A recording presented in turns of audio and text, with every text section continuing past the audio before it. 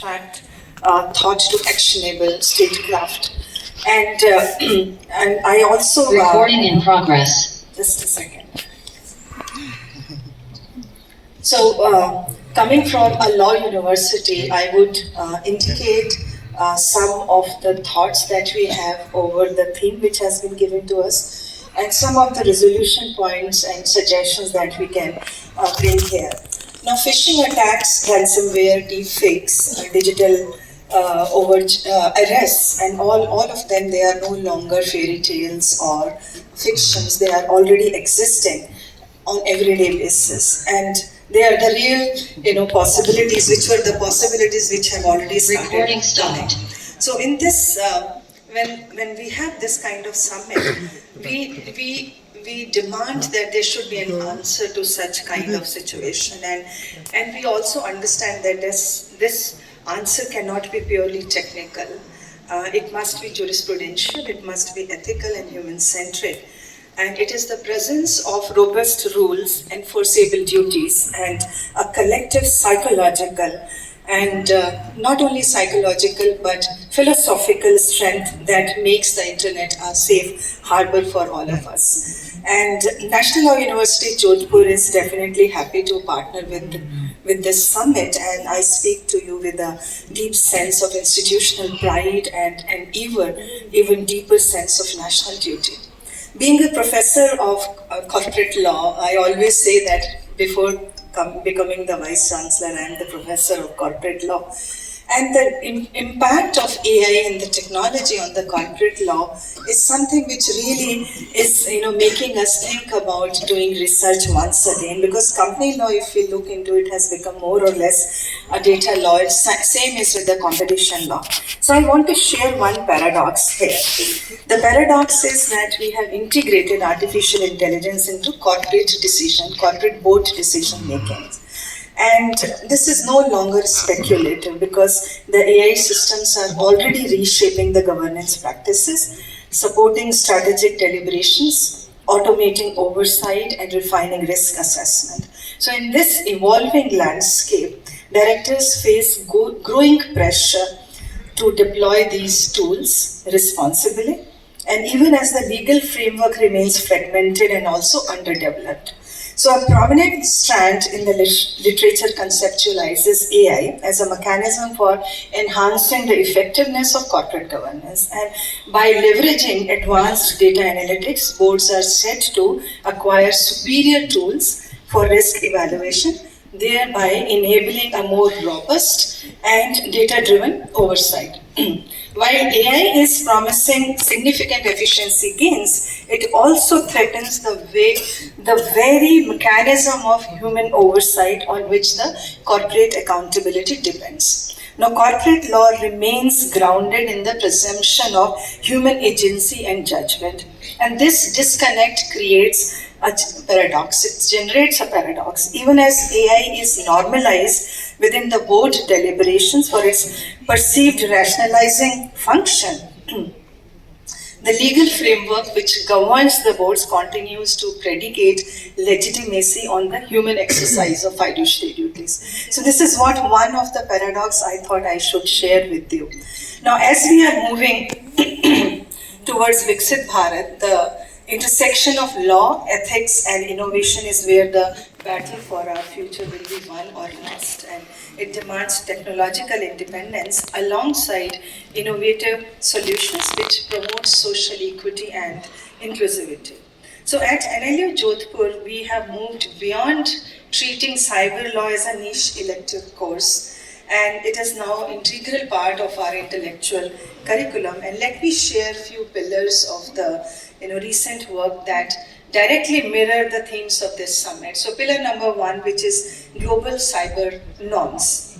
And we know that much of today's discussion and conversation on artificial intelligence and technology is framed around the rules and the compliances, what the law will allow, what the regulators will require, and what disclosures will be required to be made.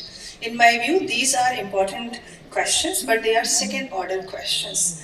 Before the regulation enters the picture, we must also ask that how organizations think about such power, risk, and responsibility when deploying AI.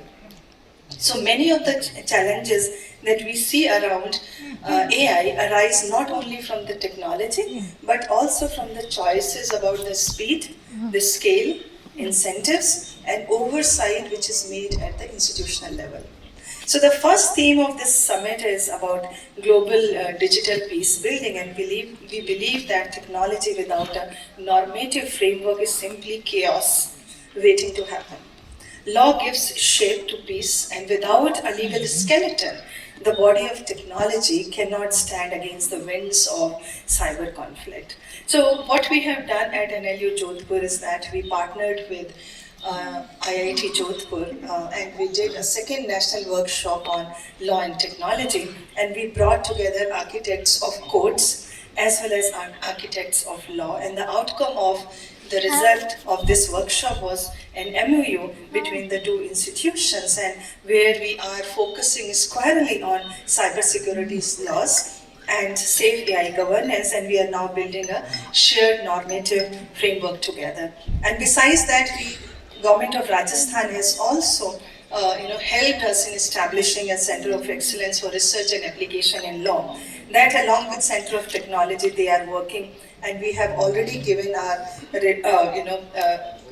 suggestions and recommendations and comments on the draft digital personal data protection rules in March 2025.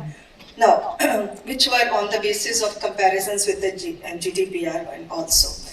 Coming to the second pillar, which is the safe and trusted AI, we all agree to this point that AI governance will not be decided by those who draft the most comprehensive rulebook or guidelines, but by those who build governance systems. And we understand this point that we do not have to copy global models, but we have to build our own model to demonstrate how AI governance can work in large, diverse, and democratic society. So I see responsible AI as requiring a fair allocation of responsibility and risks. So individuals should not be expected to navigate opaque black boxes, systems, to understand or contest decisions that affect them. So transparency, explainability, and meaningful avenues for redress are therefore not optional add-ons, they are central to justice, and that we have to understand. Another point that I want to make here is that AI systems draw extensively from public data and social resources. In return, they must also deliver tangible public benefit with ethics embedded across the entire life cycle of design, deployment, and outcomes. So here I see legal education as foundational to the future of AI governance. The complexity of this movement demands that legal scholars, including lawyers who are comfortable engaging with technology, and technologists who understand rights, duties, and constitutional values. So law schools can serve as spaces for interdisciplinary dialogue, ethical reflections, and capacity building, helping to translate abstract principles into responsible institutional practice. For me, therefore, nurturing ethical AI is not just a regulatory or technological challenge, but it is an educational one. So at NLU Jodhpur, we have signed a working agreement with the Department of Information Technology and Communication, Government of Rajasthan, and we are now the official knowledge partner for Rajasthan AI Center of Excellence, and we are working on developing ethical guidelines that mandate algorithmic fairness and transparency in service delivery. And we are also proposing a constitutional AI governance framework in this regard. We have also suggested about a regulatory sandbox for Rajasthan government. Coming to the third pillar of protecting critical infrastructure. From the theft of funds in financial services to ransomware-induced shutdowns in manufacturing and healthcare, cyber exposure is multidimensional and dynamic, and cyber risk is not a one-size-fits all challenge, and each industry faces unique vulnerabilities based on the nature of its operations, data, and digital dependencies. This is what we have been discussing here. So, as the digital economy expands, so does the threat landscape also expands. Therefore, we require sector-specific strategies to manage cyber risk effectively. And cyber exposure is not driven solely by the malicious code or advanced hacking tools. It is the result of gaps across technology, processes, and people. So, holistic understanding of these three, that is, technology, processes, and people, is essential to evaluate an organization's cyber risk posture and implement effective controls. So, understanding how cyber risks manifest differently across industries is crucial for designing effective insurance products, and this is what the solution is. How underwriting decisions should be done and what should be the risk management strategy. It depends upon sector. And sector-specific exposure demands tailored protection from insurance products. So a sectoral lens enables insurers and clients alike to address these challenges proactively and build cyber resilience. And we do have a School of Insurance at National Law University, Jodhpur, which is working in this direction. And besides that, we have Masters in Law Law and Technology also, and where our students are focusing on different nuances of cybersecurity law. Furthermore, we do have certificate courses on open distance learning program, where we are training our professionals from corporate legal officers to IT heads, and we are teaching them the different aspects of AI-enabled threats, legal architecture, ethical framework, AI risk management, and also responsible AI guidelines. And we are now coming to a new MOU which we are signing, where we'll be offering certified courses on cyber-led forensic investigation and diligence, and we are signing this agreement with IRIS, and they are also agreed to establish a chair of InfoSec and Forensic Society at the university, and which will fund deep dive studies into cyber forensics and provide a platform to the students to work on the real world information security challenges. Finally, coming to my last concluding points, I would like to say that despite our country's progress in technology governance, the challenges remain formidable, and so there is a need to safeguard corporate governance through AI safety officers. A critical distinction is required to be maintained between obligations of developers versus deployers, and obviously the defenses that they give. There is need for new jurisprudence to be developed through revisiting the definitions of agency and autonomy in the era of autonomous AI agents. These all are critical at this juncture, but somehow we are shying away from having this kind of a jurisprudential discussion.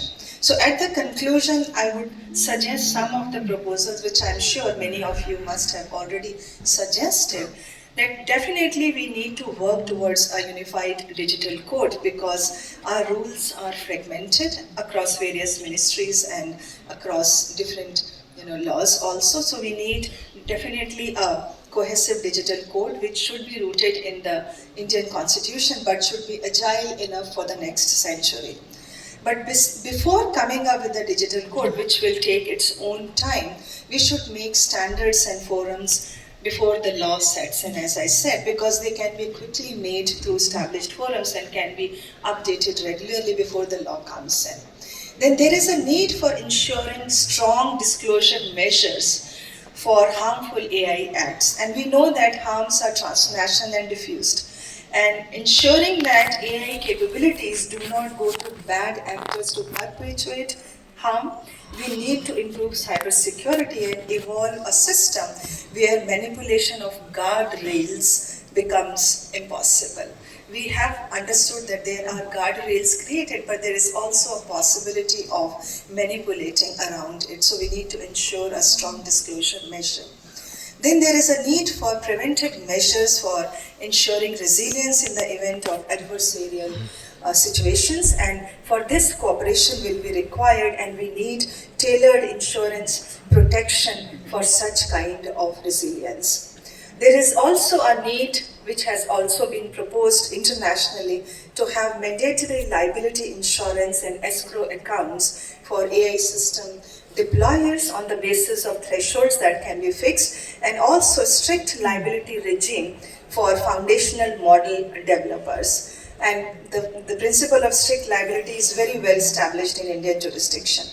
Then we also need to think about specialized cyber adjudication system, that because we understand that justice delayed, we say justice delayed is justice denied generally. This is a general statement that we give. But in case of cyber security, justice delayed will not be justice denied, it will be a risk, a security risk. So we cannot delay it. So we need legal practitioners and judges, those who have to be trained when it comes to the nuances of source code and the data logs.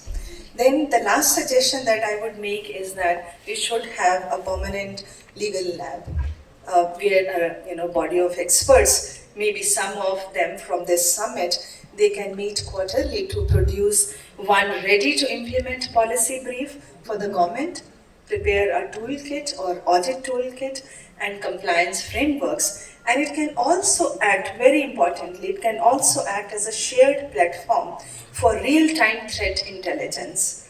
So at NLU Jodhpur, we do not see the law as a speed breaker to innovation, and we see it as an operating system that ensures innovation serves humanity, and we need a balance between the profit of innovation and ethics of impact. And so the digital tomorrow will not protect itself, it will be protected by the choices that we make today.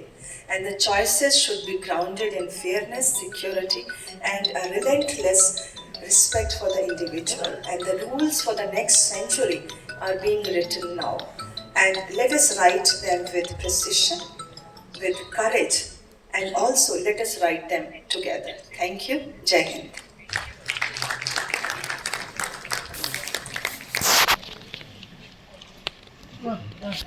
Thank you so much, ma'am, for sharing those inspiring words and, of course, motivating us to stay safe online and stay vigilant. Ladies and gentlemen, with this we have come to the concluding part of the session of this theme, scams, fraud, and cyber resilience. We had some really powerful takeaways from the session. Of course, we learned that it is important, super important rather, to stay aware about cyber scams, fraud, and cyber resilience is also very essential, because if we know that we are targeted, we know what to do, and that's make a really big difference. I thank all our esteemed speakers for their valuable insights on the session, and I now request to kindly join us on stage Shri UN Panjiyar, former Home Secretary and Board Member CyberPeace, to felicitate our esteemed speakers. Ladies and gentlemen, a big round of applause for all our dignitaries and for this wonderful session on scams, fraud, and cyber resilience. So we request you to kindly felicitate our guest, Mr. Douglas Kramer, Chief Legal Officer, Cloudflare. Sir, thank you so much for your time and contribution to the session. We appreciate your presence here. Mr. Douglas Kramer, Chief Legal Officer, Cloudflare. Okay. Ladies and gentlemen, a big round of applause. Thank you so much. Sir, I now request you to kindly honor Professor Harpreet Kaur, VC, National Law University, Jodhpur, for her time and contribution to the session. Thank you so much, ma'am, for gracing the occasion with your presence.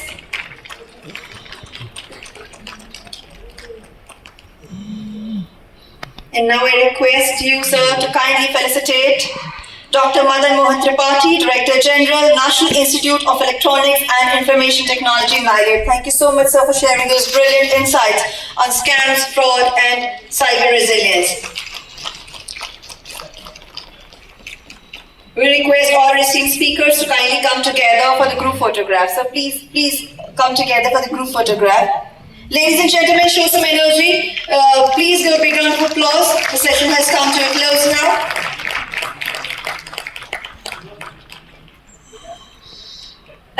post-lunch session on scams, fraud, and cyber resilience.